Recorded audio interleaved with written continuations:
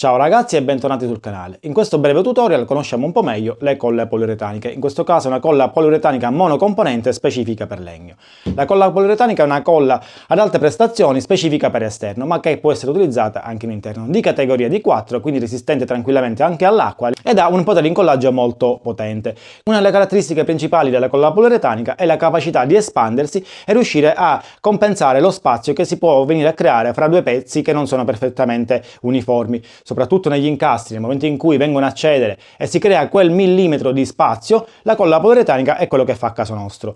Altra caratteristica molto importante, essendo una colla D4, è la capacità di resistere alle temperature sia alte che basse, ma anche di resistere e soprattutto di resistere all'acqua. Infatti un campo di impiego molto utilizzato è quello degli infissi. Immaginate di creare delle anti che saranno sempre soggette al sole e all'acqua, la colla poliuretanica può essere la colla più adatta a questa esigenza. Il lato negativo di una colla poliuretanica è il fatto che per un uso intensivo e prolungato risulta essere nociva, per questo va utilizzata con guanti e mascherina. I tempi di asciugatura sono quelli un po' classici, riesce a fare presa dopo 1-2 ore e perfettamente asciutta dopo 24. Detto questo, ora cominciamo a fare qualche test, non prima di ricordarvi di iscrivervi al canale se ancora non l'avete fatto.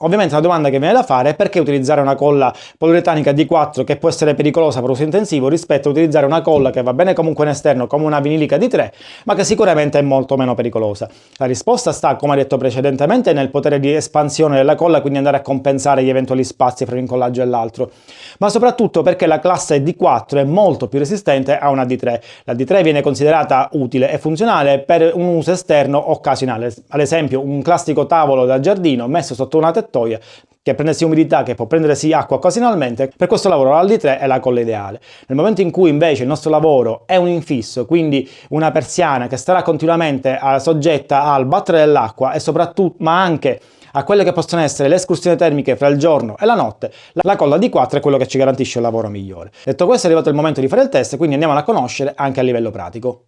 Andiamo a vedere da vicino alcune caratteristiche tecniche che si trovano nella confezione e alcune raccomandazioni. Troviamo subito in alto che è un D4 come categoria specifica per legno, idroresistente, resistente al calore ed ha un elevato potere di adesione. È ideale per esterni ed è una colla che non contiene solventi. Cosa importante da vedere è la data di scadenza. Queste colle infatti, come anche i siliconi, hanno la scadenza e quindi in questo caso scade novembre 2025. Una cosa molto importante da tenere in considerazione è l'aspetto sicurezza. È una colla che durante la fase di essiccazione rilascia dei vapori e che quindi, soprattutto in fase di utilizzo intensivo, va utilizzata con mascherina e guanti protettivi. Prima di cominciare il test tengo a precisare che questo non è un video sponsorizzato, ma ho acquistato questa colla proprio per fare questo video. Detto questo, il lavoro che voglio fare, il test che voglio fare è quello di andare a incollare questi due pezzi in cui ho creato un incastro molto largo, simulando qualcosa che si è deteriorato nel tempo, e praticamente a perimetro, nei tre lati di contatto, ho circa 2 mm di spazio che andranno a essere compensati da questa colla.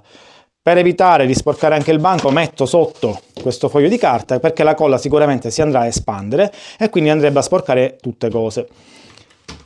Una volta messa la colla poi serrerò tutto con un bel morsetto perché durante l'espansione la colla tenderà ad allontanare i pezzi, quindi si viene a perdere quel potere di adesione. Ovviamente utilizzerò dei guanti e visto che è un incollaggio veramente occasionale utilizzo una mascherina con doppio strato FFP2 che comunque so non essere sufficiente se nel momento in cui voglio andare a utilizzare per uso intensivo. Eventualmente quel tipo di mascherina non è questo, ma mascherine molto più filtranti con caratteristiche molto più potenti. Quindi cominciamo il test. Apriamo quindi la nostra confezione di colla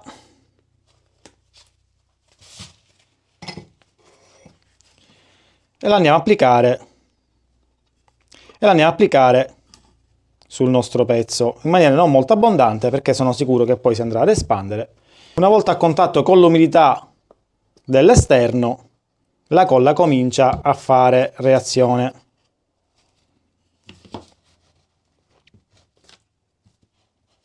Nel frattempo ho sporcato come immaginavo e per come mia abitudine sporcare un po' tutto.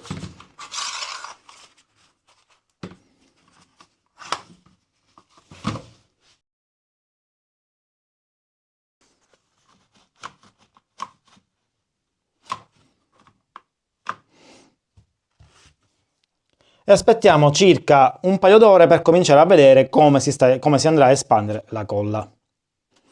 Nel frattempo aggiungo un po' di colla qui per vedere come diventa una volta asciugata. Non sono passate ancora 2 ore, ma soltanto qualche minuto, e voglio farvi vedere come la colla si sta già cominciando a espandere, andando a compensare così gli spazi che ho lasciato fra un pezzo e l'altro. Questa parte fra i due pezzi di contatto dove c'è meno colla l'effetto è già visibile. Sulla parte invece dove ho creato questa macchia abbastanza grande ovviamente l'effetto sarà più ritardato perché essendoci più colla l'effetto di asciugatura sarà più lento. Ecco come si presenta la colla dopo poco più di 2 ore. Sull'accumulo che ho creato su questo pezzo di compensato la parte esterna è completamente asciutta. Rispetto a prima si è espansa abbastanza, vedete? Sulla parte invece dell'incastro, togliamo il morsetto, parte della colla ovviamente è fuoriuscita e ha preso ovviamente anche il foglio di carta per come immaginavo.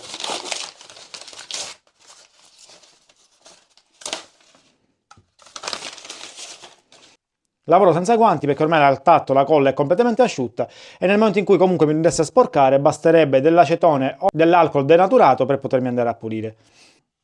Come vedete la colla si è espansa abbastanza in modo da andare a colmare quella distanza che c'era fra il listello e la tavoletta. Avendo creato comunque un accumulo del genere è possibile andare a lavorare eliminando l'eccesso, in questo caso mi rimetto i guanti perché non vorrei che all'interno della colla ci sia ancora la parte di colla non perfettamente asciutta. Quindi con un piccolo seghetto la posso andare a rimuovere, praticamente è come se fosse la classica colla, la classica schiuma poliuretanica. Avete visto che praticamente la colla salta via. Ovviamente non scambiamo la colla per uno stucco riempitivo, perché ovviamente questa parte necessita ancora di lavorazione. Anche qui la colla, vedete, diventa praticamente come della schiuma poliuretanica.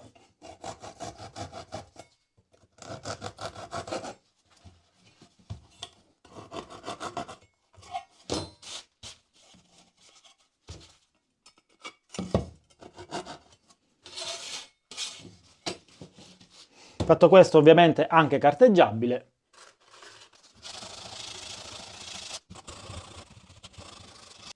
Dopo la carteggiatura si può apprezzare ancora meglio come la colla abbia compensato lo spazio fra la tavoletta e il listello. Dopo una carteggiatura e una stuccatura si può anche verniciare, che la colla è anche verniciabile, e quindi ottenere un buon risultato. Dal punto di vista meccanico, nonostante sono passate poco più di 2 ore, il listello è già fermo all'interno della tavoletta, facendo anche un po' di movimento.